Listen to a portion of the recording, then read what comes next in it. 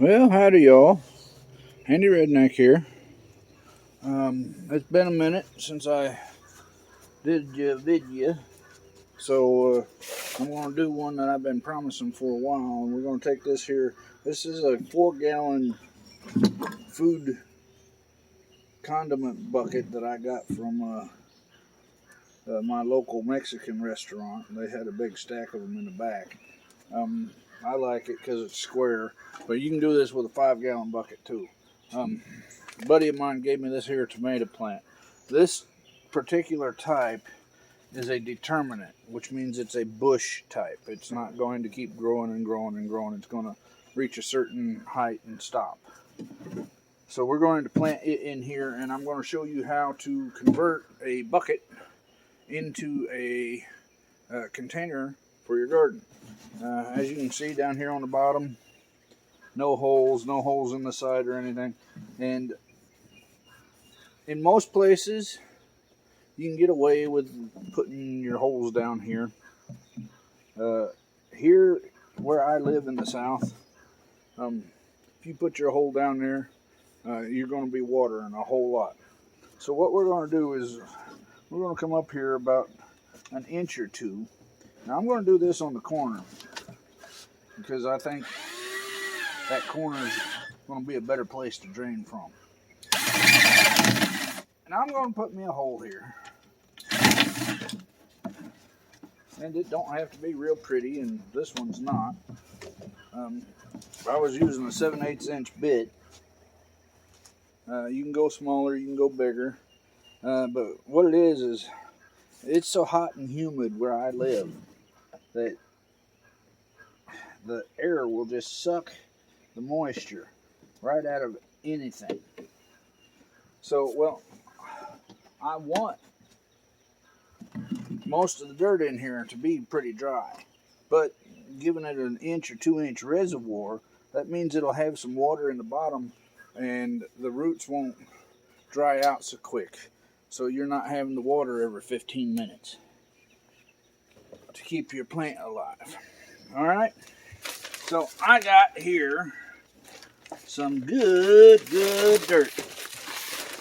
This stuff here that I'm using, this is called Black Gold potting mix.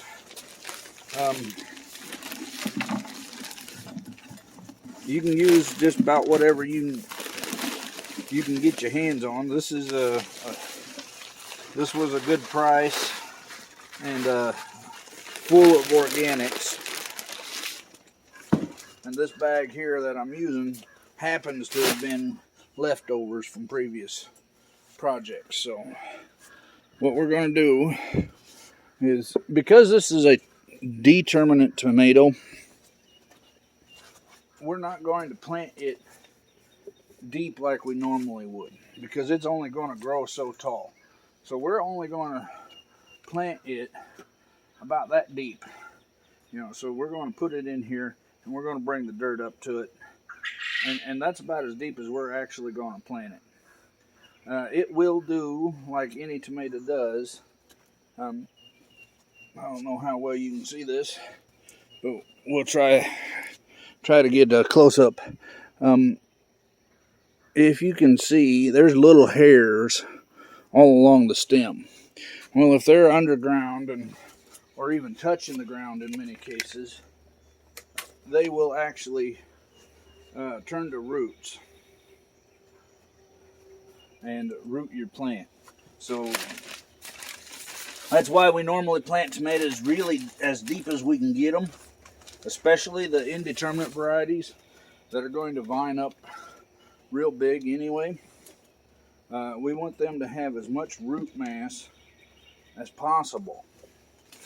Now this one, again, it is a determinate or bush type, so we can't plant it super deep because it's only going to grow to about 3 feet tall anyway. So, but it's going to be a stockier plant. Now, one thing about most bush types, not all, but most of them, they have a tendency to, when they go and put their bloom and set, they will set tomatoes all at once, and the tomatoes will all ripen at once. This was a commercially viable thing to do, for the simple fact that if all the tomatoes ripened at once, then we could harvest them all at once and be done with it. But anyway, as you can see, we got us a hole here that'll let water out, well, excess water out. And then we've got our tomato up here, and we've compacted it in a little, just a little. You don't have to compact it in too much, because we want it to spread its roots through there nice and suck up all that nutrients. Anyway, this here is May 23rd. It's hot as hell out. I'm a handy redneck, and I'll talk to y'all later.